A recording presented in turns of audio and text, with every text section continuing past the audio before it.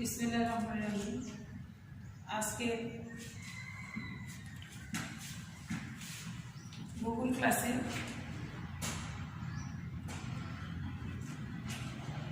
দ্বিতীয় second year অর্থাৎ দ্বাদশ শ্রেণীর ছাত্রছাত্রীদেরকে অনলাইন ক্লাসে স্বাগত জানাচ্ছি। আজকে আলোচ্য বিষয় হচ্ছে ভূগোল দ্বিতীয় পত্র থেকে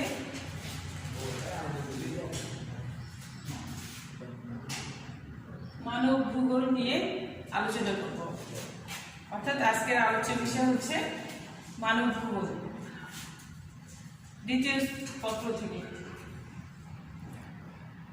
মানুষ নিজের প্রয়োজনে প্রাকৃতিক পরিবেশের পরিবর্তন সাধন করে নতুন যে পরিবেশ গড়ে তুলেছে তাকে মানব সৃষ্ট পরিবেশ বলে বা মানবীয় পরিবেশ বলে। ভূমিরূপ, জলবায়ু, মাটি, উদ্ভিদ, জীবজন্তু প্রভৃতি প্রাকৃতিক পরিবেশের বিভিন্নতার কারণে পৃথিবীর বিভিন্ন অংশে স্বতন্ত্র খাদ্য, পোশাক, আবাসন তৈরি, স্বতন্ত্র পেশা অবলম্বন করে জীবিকা নির্বাহ করছে। অর্থাৎ পৃথিবীর বিভিন্ন অংশে যে পরিবর্তন, অর্থাৎ ভূমির উপর পরিবর্তন, জলবায়ু পরিবর্তন, উদ্ভিদ, জীবজন্তু প্রভৃতির পরিবর্তন, এসব পরিবর্তনের যে প্রাকৃতিক পরিবেশ বিভিন্নতার কারণে পৃথিবীর বিভিন্ন অংশে বিভিন্ন ধরনের অর্থাৎ স্বতন্ত্র খাদ্য, স্বতন্ত্র পোশাক, স্বতন্ত্র আবাসন তৈরি করে এবং স্বতন্ত্র পেশা অবলম্বন করে জীবিকা নির্বাহ করে। তাই বলা যায় পৃথিবীর বিভিন্ন অঞ্চলের মানুষের বিভিন্ন কর্মধারা স্বতন্ত্র বৈশিষ্ট্যের সাথে প্রাকৃতিক পরিবেশের সম্পর্কের বিন্যাসই হচ্ছে মানবিক পরিবেশ। আমি আবার বলছি যে মানুষ তার নিজের প্রয়োজনে প্রাকৃতিক পরিবেশকে কি করে, পরিবর্তন করে এবং পরিবর্ধন করে সাধন করে যে পরিবেশ গড়ে তুলেছে তাকে বলা হয় মানব সৃষ্ট পরিবেশ।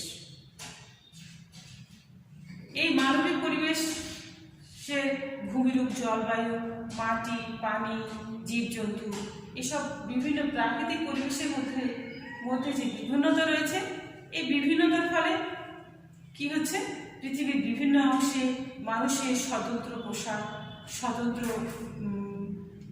আবাসন তৈরি, স্বতন্ত্র পেশা বিভিন্নভাবে পেশা অবলম্বন করে জীবিকা নির্বাহ করছে। তাই বলা যায় পৃথিবীর বিভিন্ন অঞ্চলের মানুষের এই বিভিন্ন কর্মধারা স্বতন্ত্র বৈশিষ্ট্যের সাথে প্রাকৃতিক পরিবেশের সম্পর্কের বিন্যাসই হচ্ছে মানবীয় পরিবেশ।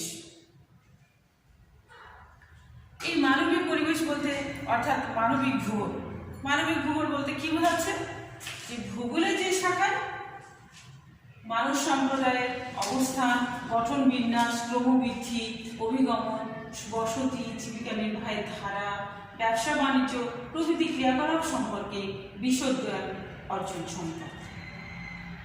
তাহলে আমরা কি বুঝলাম, যে ভূগোলের যে শাখায় মানুষ সম্প্রদায়ের অবস্থান, গঠন, বিন্যাস, ক্রমবৃদ্ধি, অভিগমন, বসতি, জীবিকা নির্বাহের ধারা, ব্যবসা বাণিজ্য প্রভৃতি ক্রিয়াকলাপ সম্পর্কে যে বিশদ জ্ঞান অর্জন করা হয় তাকেই বলা হয় মানবিক ভূগোল। বিভিন্ন সময়ে বিভিন্ন ভূগোলবিদ এই মানবিক ভূগোলকে বিভিন্নভাবে উপস্থাপন করেছেন। গ্রিক ও রোমান দার্শনিকদের মধ্যে হেরোডোটাস, অ্যারিস্টটল, ইরাটোস্থেনিস 1800 শতাব্দীর শেষ দিকে এবং 1900 শতাব্দীর শুরুর দিকে হামবোল্ট, কার্ল রিটার মানুষ ও পারিপার্শ্বিক পরিবেশ নিয়ে পর্যবেক্ষণমূলক গবেষণা করেন এবং ফ্রেডারিক রাজ্যের তার অ্যানথ্রোপোজিওগ্রাফি গ্রন্থে এর বিস্তারিত বিবরণ দিয়েছেন। তাহলে আমরা এখানে জানলাম যে মানব পরিবেশ বা মানবিক পরিবেশ কি এবং মানবিক ভূগোলের সংজ্ঞা এবং বিভিন্ন ভূগোলবিদের মতামত। বিভিন্ন সময় বিভিন্ন ভূগোল বিজ্ঞান বিভিন্নভাবে এই মানবিক ভূগোলকে বিভিন্নভাবে উপস্থাপন করেছে। রাজ্যের মতে মানব ভূগোল হলো মানব সমাজ এবং তার পরিবেশের মধ্যকার সম্পর্কের সংশ্লেষাত্মক বিশ্লেষণ। চার্চিল স্যাম্পলের মতে মানব ভূগোল হচ্ছে পরিবর্তনশীল মানুষ এবং অস্থিতিশীল পৃথিবীর মধ্যকার পরিবর্তনশীল বিষয় নিয়ে আলোচনা করে। ভাইরাল ভিলা ব্লাসের মতে মানব ভূগোল হচ্ছে পরিবর্তনশীল মানুষ এবং অস্থিতিশীল পৃথিবীর মধ্যকার পরিবর্তনশীল বিষয় নিয়ে আলোচনা করে। ভাইরাল ভিলা ব্লাসের অভিমত মানব ভূগোল এমন একটি নতুন ধারণা যা পৃথিবীর এবং মানুষের পারস্পরিক সম্পর্ক নিয়ে আলোচনা করে। এলসওয়ার্থ হ্যান্টিংটনের মতে মানুষের কর্মকাণ্ড এবং গুণ বিকাশের সাথে ভৌগোলিক পরিবেশের মধ্যকার সম্পর্কের প্রকৃতি এবং বিন্যাস নিয়ে আলোচনা করে, তা হচ্ছে মানবিক ভূগোল। উপরোক্ত সমূহের আলোকে বলা যায়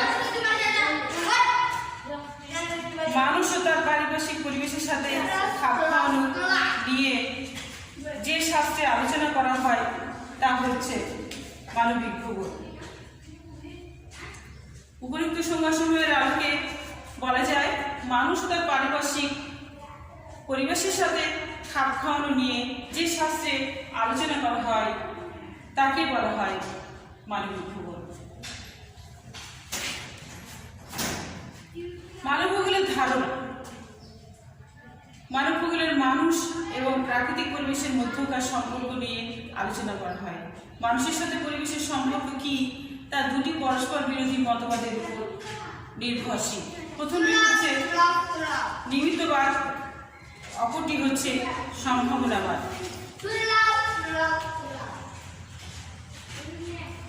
নিমিত্তবাদ মানুষের সকল কর্মতৎপরতা প্রাকৃতিক পরিবেশ দ্বারা নিয়ন্ত্রিত এবং প্রভাবিত। এই চিন্তাধারা ভূগোলের নিমিত্তবাদ বা পরিবেশবাদ নামে পরিচিত। হিপোক্রেটিস নামের একজন গ্রিক চিকিৎসক সর্বপ্রথম এই মতবাদ প্রকাশ করেন। নিমিত্তবাদে মানুষ প্রকৃতির দ্বারা নিয়ন্ত্রিত, অর্থাৎ নিমিত্তবাদ প্রকৃতি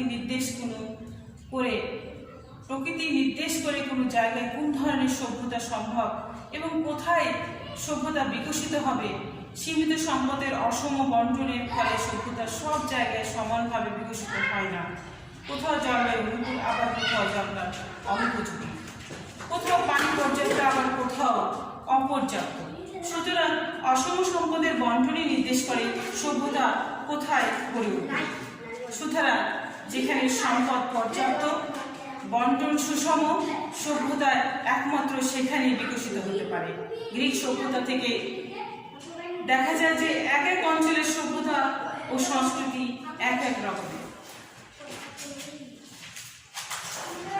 তারপর হচ্ছে সম্ভাবনাবাদ। প্রাকৃতিক পরিবেশে মানুষের কাছে সম্ভাবনা সুবিধাদি উপস্থাপন করে এবং মানুষ তার সংস্কৃতির মাধ্যমে বিচার করে নির্ভরযোগ্য সম্ভাবনাকে বেছে নেয়। ফ্রান্সের পল ফেভর নামের একজন ভূগোলবিদ এই চিন্তাধারার নামকরণ করেছেন সম্ভাবনাবাদ। প্রকৃতি কর্তৃক বিভিন্ন সম্ভাবনা উপস্থাপন এবং মানুষ কর্তৃক কোনো সম্ভাবনা মনোনয়ন করাকে সম্ভাবনাবাদ বলা হয়। সুতরাং সম্ভাবনাবাদ সেই পরিস্থিতি সম্পর্কীয় মতবাদ যেখানে মানুষ নির্ধারণ করে প্রকৃতির কোন সম্ভাবনাকে সে কাজে লাগাবে। মানব ভূগোলের ক্ষেত্র।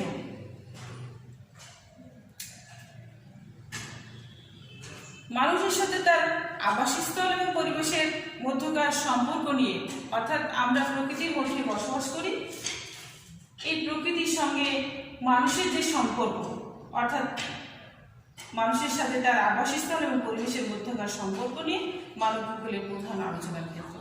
অর্থাৎ আমরা প্রকৃতির মধ্যে বাস করি এবং কি করি, প্রকৃতির সাথে সম্পর্ক কিভাবে সম্পর্ক গড়ে ওঠে, কাজের মাধ্যমে সম্পর্ক গড়ে ওঠে। হয় আমরা সেখানে বসবাসের জন্য আবাসস্থল তৈরি করি, সেখানে গাছপালা উদ্ভিদ আমাদের প্রয়োজন ফলমূল উৎপাদনের জন্য সেখানে জন্মায়, উদ্ভিদ ক্ষেত্র তৈরি করি। এ শাস্ত্র মানব সমাজের স্থানিক বিন্যাস নিয়ে আলোচনা করে। মানব ভূগোলের ক্ষেত্রসমূহকে ব্যাপক অর্থে নিম্নোক্তভাবে উপস্থাপন করা যায়। মানব বসতি, পৃথিবীর বিভিন্ন মানব বসতির বৈশিষ্ট্য বা বিন্যাস, জনসংখ্যা, বিশ্বের জনসংখ্যা বৃদ্ধি, বিস্তার এবং ঘনত্ব সম্বন্ধে আলোচনা করা। অভিগমন ধারা, মানবজাতির অভিগমন ধারা ও বিন্যাস নিয়ে আলোচনা করা হয়। অর্থনৈতিক কর্মকাণ্ড, বিশ্বের বুকে সংঘটিত বিভিন্ন অর্থনৈতিক কর্মকাণ্ডের প্রাকৃতিক ও সাংস্কৃতিক পার্থক্য বিশ্লেষণ করা হয়। এই অর্থনৈতিক ক্রিয়াকলাপ বা অর্থনৈতিক ক্রিয়াকর্ম এটা হচ্ছে পরিবেশের সঙ্গে মানুষের সম্পর্কের একটা সেতু বন্ধন, সেটা হচ্ছে অর্থনৈতিক ক্রিয়াকলাপ। তারপর হচ্ছে সাংস্কৃতিক পার্থক্য, অর্থাৎ সংস্কৃতিগত পার্থক্য। বিশ্বের বিভিন্ন দেশের মানুষের মধ্যে যে সংস্কৃতিগত পার্থক্য রয়েছে, বিশেষ করে ভাষা, ধর্ম, আচার আচরণ প্রভৃতি ক্ষেত্রে নিয়ে আলোচনা করা হয়। গ্রামীণ বসতির অবস্থান, আকার, বৃদ্ধি, কার্যাবলী এক্ষেত্রে আলোচনা করা হয়। আবার নগর বসতি, বিশ্বের বিভিন্ন শ্রেণীর শহর ও এদের বৈশিষ্ট্য নিয়ে আলোকপাত করা হয়। ব্যবসা বাণিজ্য, যোগাযোগ ব্যবস্থা, বিশ্বের বিভিন্ন স্তরে গড়ে ওঠা শিল্প, বাণিজ্য, যোগাযোগ নিয়ে আলোচনা করা হয়। মোট কথা, কোনো একটি অঞ্চলের মানুষের অর্থনৈতিক কর্মকাণ্ড, সমাজ ব্যবস্থা, সংস্কৃতি এবং ধর্ম নিয়ে আলোচনায় মানব ভূগোলের ক্ষেত্র হিসাবে বিবেচিত। অর্থাৎ আমরা যে পয়েন্টগুলো বললাম এগুলো হচ্ছে মানব ভূগোলের ক্ষেত্র বা এর পরিধি। মানব ভূগোলের বিষয়বস্তু, মানুষ তার পরিবেশের সাথে নিজেকে কিভাবে খাপ খাইয়ে নিচ্ছে বা নিজস্ব পরিবেশে কিভাবে কাজে লাগাচ্ছে তা মানব ভূগোলের আলোচনা করা হয়। মানব ভূগোলের বিষয়বস্তুকে নিম্নোক্ত শ্রেণীতে ভাগ করা যায়। সেগুলো হচ্ছে মানুষ, পরিবেশ এবং তার সংস্কৃতি। অর্থাৎ সংস্কৃতি বলতে বোঝাচ্ছে যে তার ক্রিয়াকলাপ যারা যে পরিবেশ গড়ে ওঠে সেটাই হচ্ছে সংস্কৃতি। তাহলে আমরা মানুষ, পরিবেশ এবং সংস্কৃতি বা মানুষের ক্রিয়াকলাপকে মানব ভূগোলের বিষয়বস্তু হিসাবে আলোচনা করতে পারি। মানুষ নিয়ে এখন আলোচনা করব যে মানুষ কি। পৃথিবীতে মানুষ হচ্ছে প্রধান ভৌগোলিক প্রাণী, কারণ মানুষই পরিবেশের মধ্যে বসবাস করে। মানুষ তার নিজের প্রয়োজনীয় পরিবেশের পরিবর্তন করে, অন্যদিকে মানুষকে পরিবেশের বিরূপ প্রভাবে পড়তে হয়। মানুষ তার প্রয়োজনীয় স্থান ভেদে বিভিন্ন ধরনের কর্মকাণ্ড পরিচালনা ও জীবনযাত্রা নির্বাহ করে। তাই মানব ভূগোলের অন্যতম আলোচনার বিষয়বস্তু হচ্ছে মানুষ। পরিবেশ, আমাদের চারপাশে পারিপার্শ্বিক অবস্থা যার মধ্যে আমরা বসবাস করি তাই হচ্ছে পরিবেশ। পৃথিবীর বিভিন্ন অঞ্চলের মানুষের জীবনযাপন প্রণালীর মধ্যে যে পার্থক্য লক্ষ্য করা যায় তাই প্রধান নির্ভর করে পরিবেশের উপর। মানুষ সুষ্ঠুভাবে জীবন ধারণের জন্য চারপাশের উপযোগী প্রাকৃতিক, সামাজিক, অর্থনৈতিক, রাজনৈতিক এইভাবে পারিপার্শ্বিক অবস্থাকে কাজে লাগায়। মাটির অনুৎপাদী ব্যবহার থেকে মানুষ দালান কোঠা, সড়কপথ, রেলপথ ইত্যাদি তৈরি করছে। আবার কৃষিকাজের জন্য ভূমির উপর পরিবর্তন সাধন করছে। পার্বত্য এলাকায় জঙ্গল কেটে পুড়িয়ে জমি চাষ করা হয়ে থাকে। আবার মানুষ খনিজকে কয়লা, গ্যাস, পেট্রোলিয়াম, ম্যাঙ্গানিজ ইত্যাদি খনিজ সম্পদ আহরণ করছে। এভাবে দেখা যায় মানুষ পরিবেশকে নানাভাবে কাজে লাগাচ্ছে, যা মানব ভূগোলের অন্যতম বিষয়বস্তু। সংস্কৃতি এবং সভ্যতা, অর্থাৎ সংস্কৃতি হচ্ছে মানুষের তৈরি, অর্থাৎ 3 নম্বর হচ্ছে এটা হচ্ছে অর্থনৈতিক ক্রিয়াকলাপ বা সংস্কৃতি ও সভ্যতা হবে। সংস্কৃতির মাধ্যমে মানবজাতির প্রকাশ। তাই মানব ভূগোলের বলতে বস্তুত পক্ষে সংস্কৃতি প্রাকৃতিক ভূগোলের পারস্পরিক সম্পর্ককে বোঝায়। সংস্কৃতি হচ্ছে মানুষের অর্জিত আচরণ, যে আচরণ শিক্ষার মাধ্যমে অর্জিত হয় এবং বংশানুক্রমিকভাবে পরিবহন এবং পরিশেষে সমন্বয় প্রক্রিয়ার মাধ্যমে সম্পাদিত হয়। পর্যাপ্ত সম্পদ এবং সুষম বন্টন দ্বারা সভ্যতা বিকশিত হয়। ভূপৃষ্ঠের মানব জাতির তৎপরতা এবং কর্মকাণ্ডের বিশ্লেষণে দেখা যায় মানুষের সংস্কৃতি ও তার কার্যগুলি প্রধান নিয়ন্ত্রণকারী শক্তি পরিবেশের প্রভাব মূলত মানুষের সংস্কৃতি দ্বারা নির্দেশিত হয়। মানুষ তার সংস্কৃতির মধ্যে প্রাকৃতিক পরিবেশকে বিশ্লেষণ করে। তো আশা করছি আমরা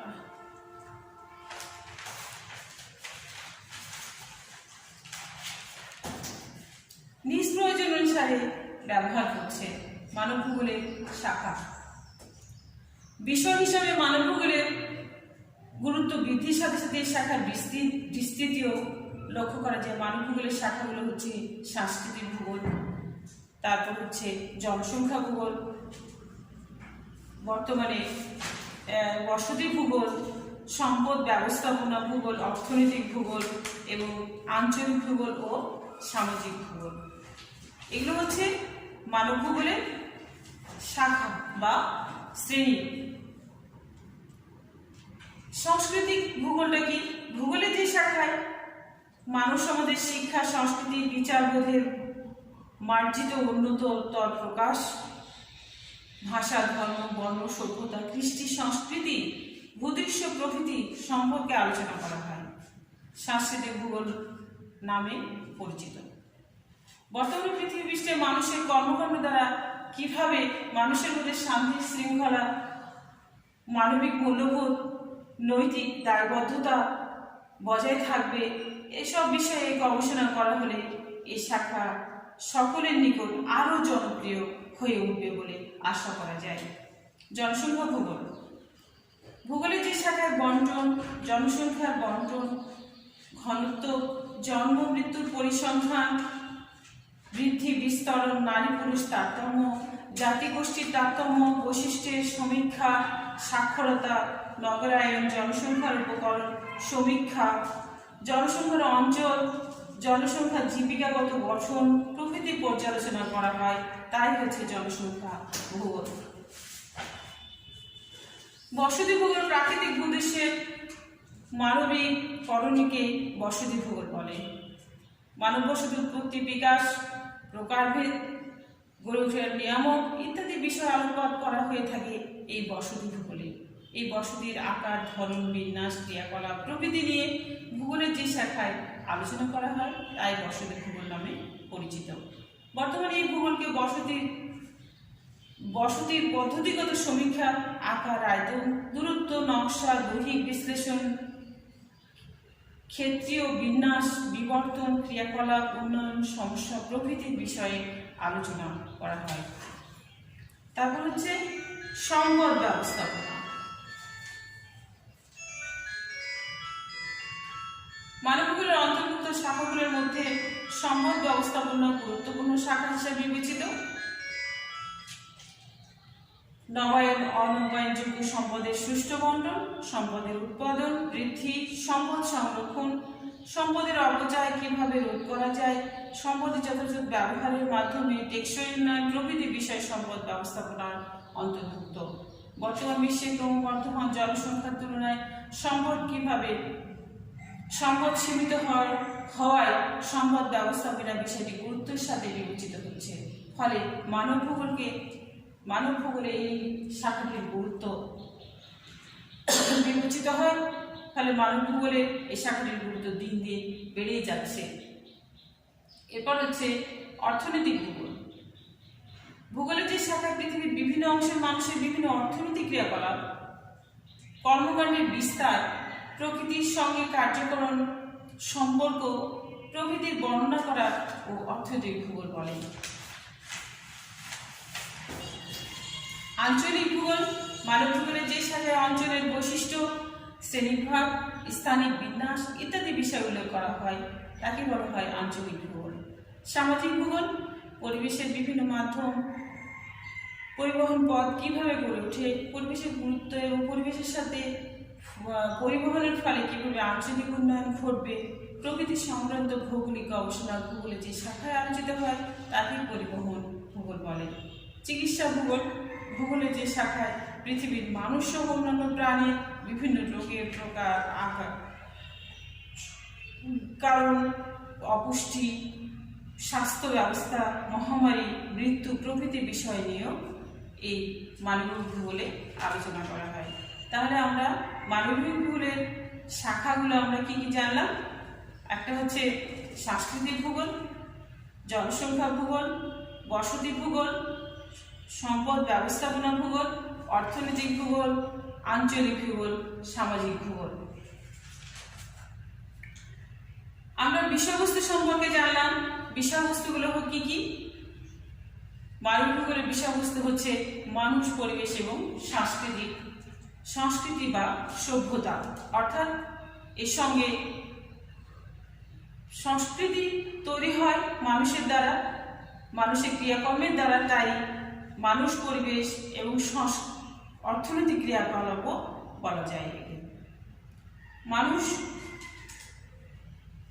পরিবেশ এবং ক্রিয়াকলাপ, এই আর ক্রিয়াকলাপ দ্বারাই সংস্কৃতি বা সভ্যতা গড়ে ওঠে। এখানে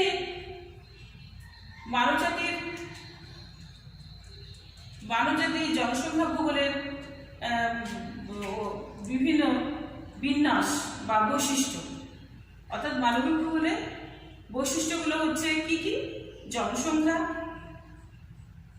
অভিগমন, সংস্কৃতিগত পার্থক্য, গ্রামীণ বসতি, নগর বসতি,